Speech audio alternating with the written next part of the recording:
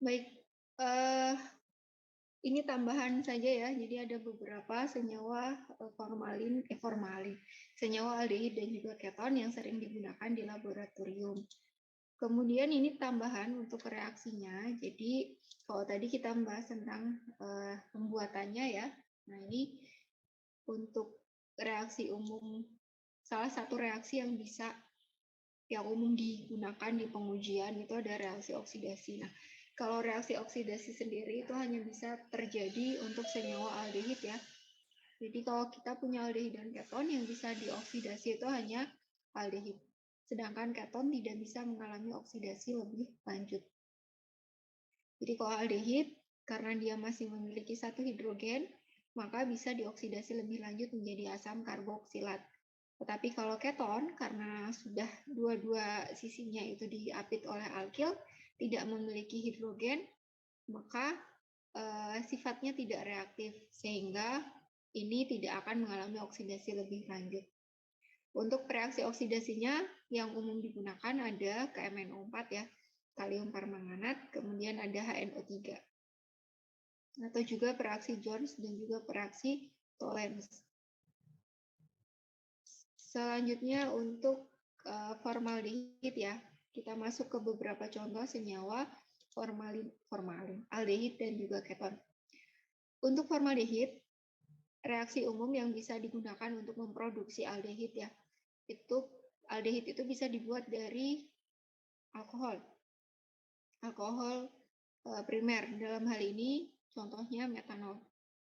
Formaldehid atau aldehid yang paling sederhana ya, bisa dibuat dari metanol dengan reaksi oksidasi menggunakan katalis logamnya berupa logam perak. Reaksinya dilakukan pada suhu tinggi di 600 sampai dengan 700 derajat Celcius.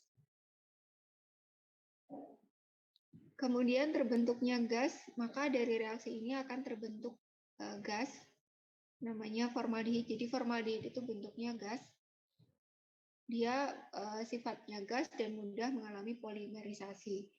Nah, supaya bisa digunakan, gas ini biasanya disimpan dalam bentuk larutan formalin konsentrasi 37%. Itu konsentrasi udah paling pekat ya, 37%. Kemudian untuk penggunaannya sendiri, di lab banyak digunakan sebagai disinfektan dan juga pengawet pada industri plastik. Kalau di lab kita biasa digunakan untuk pengawetan jaringan. Ini kalau formalin, waktu itu tugas nyari buffer ya. Salah satunya kan ada buffer formalin ya.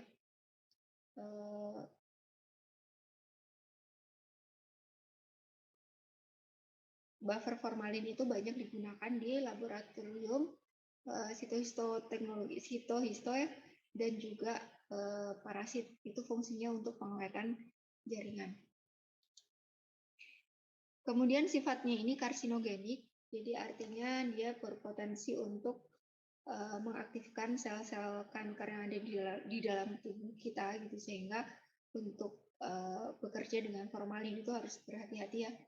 Artinya APD-nya harus lengkap karena dia sifatnya mudah menguap, maka bisa masuknya tidak hanya lewat oral gitu, tapi juga lewat inhalasi. Jadi untuk teman-teman yang mungkin bekerja di lab yang dia memang labnya bekerjanya sehari-hari dengan proses pengawetan, nah itu harus berhati-hati.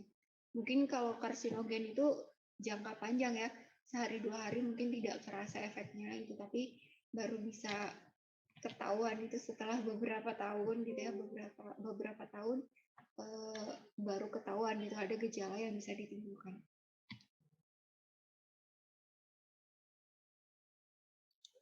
Selanjutnya ada asetaldehid.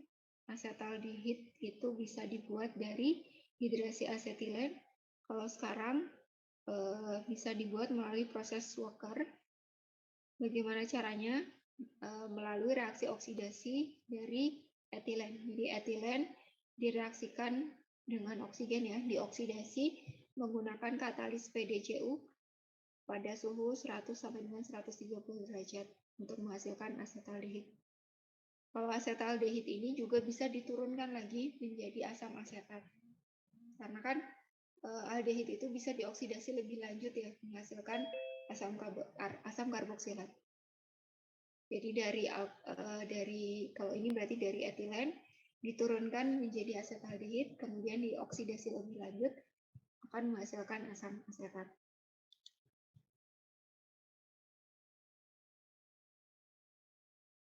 Kalau penggunaan asetaldehid sendiri ini digunakan sebagai senyawa antara untuk sintesis asam asetat dan juga anhidrida asetat. Senyawa antara itu berarti apa ya? Perantaranya ya. Jadi untuk membuat asam asetat, nah itu bisa diturunkannya dari asetaldehid ini. Kemudian untuk contoh yang keton, ini ada aseton. Untuk pembuatan aseton sendiri bisa dibuat melalui proses Walker pada propena. Jadi propena direaksikan seperti ini. Jadi propena dioksidasi dengan katalis PDCU, itu akan menghasilkan keton. Kemudian aseton itu juga bisa dibuat melalui reaksi oksidasi alkohol. Alkoholnya alkohol apa? Primer, sekunder, apa tersier?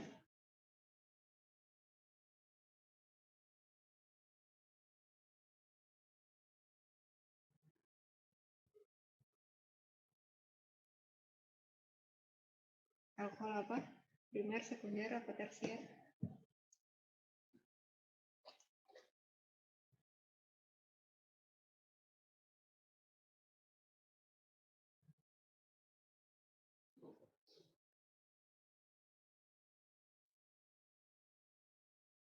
Halo? Ini jangan disambi tidur ya, jangan disambi tiduran ya, nanti tidur kalian. Jadi Enggak, Bu.